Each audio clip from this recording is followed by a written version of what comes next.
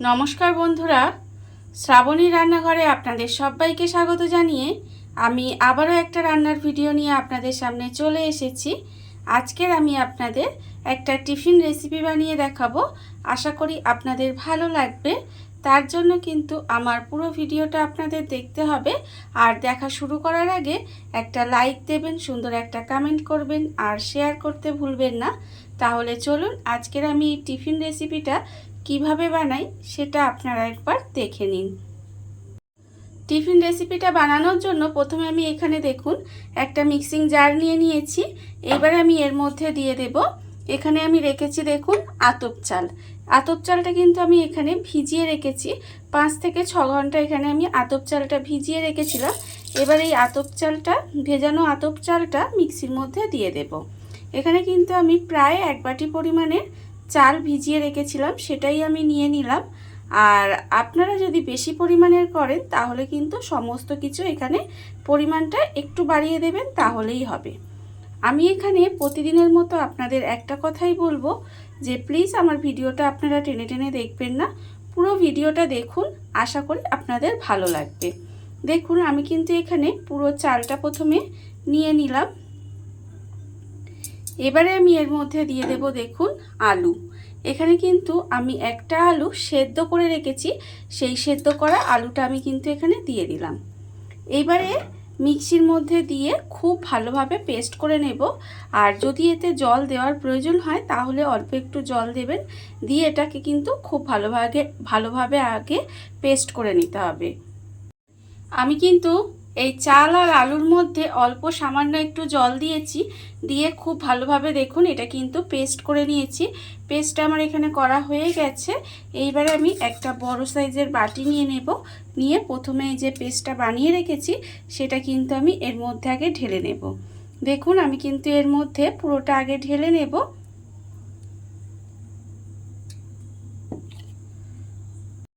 পুরো পেস্টটা আমি এখানে দেখুন ঢেলে দিয়েছি। এইবারে আমি এর মধ্যে দিয়ে দেব, এখানে আমি রেখেছি আন্দাজ মতো নুন আর হাফ চামচ চিনি। এখানে রেখেছি 1/4 চামচ মতো গোলমরিচের গুঁড়ো আর হাফ চামচ গোটা জিরে। এই সমস্ত কিছুগুলো কিন্তু এর মধ্যে আমি দিয়ে দিলাম। এখানে কিন্তু গোলমরিচের গুঁড়োটা কিন্তু আপনারা কতটা ঝাল পছন্দ করবেন তার উপরে কিন্তু এটা দেবেন। আমি যেহেতু আমার মেয়ের জন্য বানাচ্ছি সেই জন্য কিন্তু আমি এখানে অল্প পরিমাণে দিয়েছি। আর এর বদলে কিন্তু আপনারা গোলমরিচ গুঁড়ো তো দেবেন অবশ্যই, তার মধ্যে কিন্তু আপনারা চিলি ফ্লেক্স দিতে পারেন বা কাঁচা লঙ্কার কুচিও কিন্তু এর মধ্যে দিয়ে দিতে পারেন ঝালের জন্য, তাতেও কিন্তু খেতে ভীষণ ভালো লাগবে।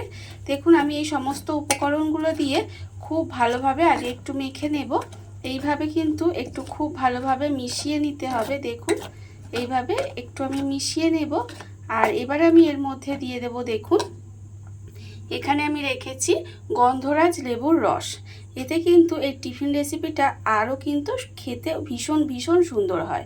দেখুন এখানে প্রায় আমি বড় চামচের 3 চামচ মতো গন্ধরাজ লেবুর রস দিয়ে দিলাম। এটা কিন্তু আপনারা টক দই দিয়েও বানাতে পারেন, কিন্তু এই যে গন্ধরাজ লেবুর রসটা দেওয়ার কারণে এর যে সুন্দর একটা গন্ধ বা খেতেও কিন্তু অপূর্ব হয়। এইভাবে আপনারাও একদিন হলেও বাড়িতে বানিয়ে দেখবেন, সত্যি বলছি খেতে কিন্তু ভীষণ সুন্দর লাগে। দেখুন আমি কিন্তু লেবুর রসটা দিয়েও খুব ভালোভাবে একটু মিশিয়ে দিলাম। এইবার আমি এর মধ্যে দিয়ে দেব দেখুন, এখানে আমি গন্ধরাজ লেবুর যে খোসাটা সেটা কিন্তু আমি গ্রেট করে রেখেছি।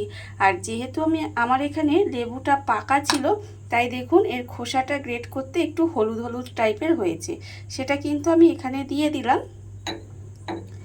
আপনারা চাইলে কিন্তু যে সবুজ যে লেবুটা মানে কাঁচা যে সবুজ লেবুটা সেটাও কিন্তু দিতে পারেন, তাতেও কিন্তু খেতে ভীষণ ভালো লাগে। এইটা দেওয়ার কারণে এর ফ্লেভারটা কিন্তু খুব সুন্দর আসবে। দেখুন এটা দিয়েও খুব ভালোভাবে মিশিয়ে দিলাম। আর একটা জিনিস কিন্তু আপনারা লক্ষ্য রাখবেন, যখনই খোসাটা গ্রেট করবেন তখন যেন যে সাদা অংশটা আছে সেটা যেন গ্রেট হয়ে না যায়। যে খোসার যে হলুদ বা সবুজ অংশটা আছে সেটা গ্রেট করে নেবেন। সাদা অংশটা যদি এর সঙ্গে গ্রেট হয়ে যায় তাহলে কিন্তু খেতে ভালো লাগবে না। দেখুন আমি সমস্ত কিছু কিন্তু খুব ভালোভাবে মিশিয়ে নিয়েছি। এইবারে আমি এর মধ্যে দিয়ে দেব অল্প একটু জল, তার কারণ এটা আমার মনে হচ্ছে একটু ঘন আছে, তাই আমি এর সঙ্গে অল্প একটু জল দিয়ে দেব, দিয়ে এটা একটু পাতলা ব্যাটার বানিয়ে দেব। দেখুন খুব বেশি জল কিন্তু আমি একেবারে দিলাম না, মিক্সিটা ধুয়ে এতে অল্প অল্প করে এইভাবে জল দেব, দিয়ে ব্যাটারটাকে একটু এইভাবে আমাকে পাতলা করে নিতে হবে। দেখুন আমি কিন্তু এইভাবে একটু পাতলা করে নিয়ে তারপরে আবারও আপনাদের সামনে ফিরে আসছি। মিক্সি ধুয়ে জল দিয়ে দেখুন আমি কিন্তু ব্যাটারটা একটু পাতলা করে নিয়েছিলাম, আর আপনাদের এর ব্যাটারের ঘনত্বটা আপনাদের দেখাচ্ছি। দেখুন ঠিক কিন্তু এরকম হবে, ব্যাটারের ঘনত্বটা কিন্তু এইরকমই রাখতে হবে। ব্যাটারটা আমার এখানে দেখুন রেডি হয়ে গেছে, আর অন্যদিকে কিন্তু আমি গ্যাসটা অন করে একটা চাটু বসিয়ে দিয়েছি।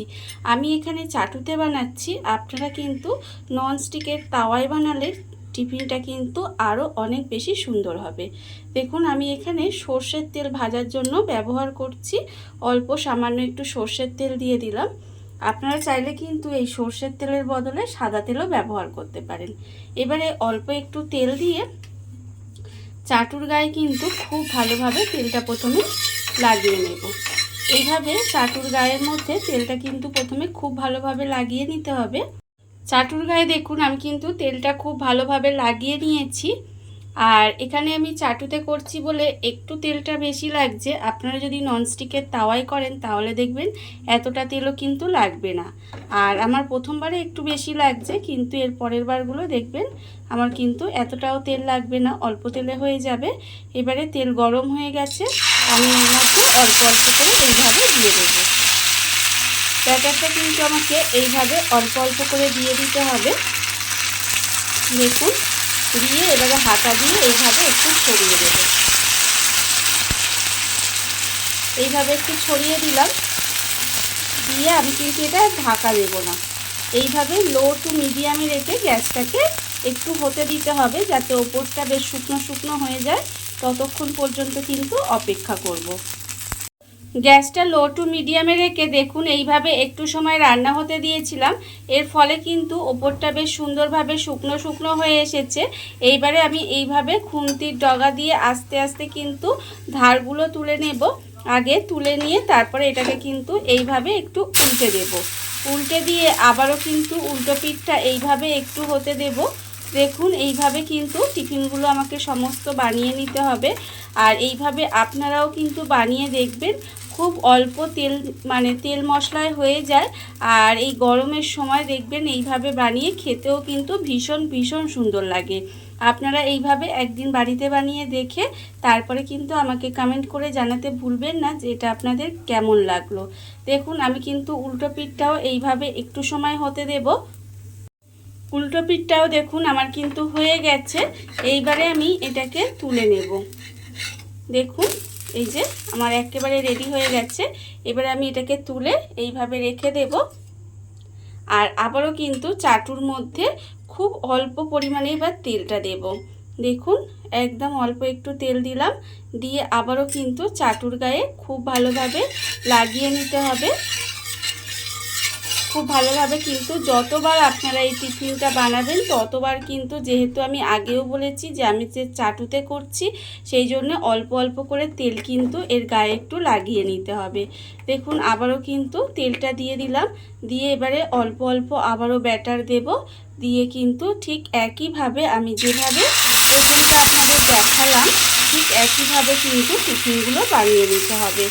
আর এই সময় কিন্তু গ্যাসটা লো টু মিডিয়ামে দিয়ে রাখবেন, দিয়ে রেখে এইভাবে অল্প অল্প করে ব্যাটার দিয়ে কিন্তু টিফিনগুলো আমার সমস্ত টিফিনগুলো এইভাবে আমি বানিয়ে নেব। দেখুন এইভাবে হাতার পিছন দিয়ে করলে কিন্তু সুন্দরভাবে গোল হয়ে যাবে, আর এর ফলে দেখতে তো সুন্দর লাগবে আর খেতে তো এমনিতেই সুন্দর লাগবে।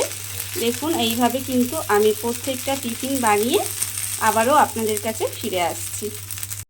দেখুন বন্ধুরা, বাড়িতে থাকা কত অল্প উপকরণে কত অল্প সময় কত সুন্দর একটা টিফিন রেসিপি তৈরি হয়ে গেছে, আপনারা দেখতেই পেলেন।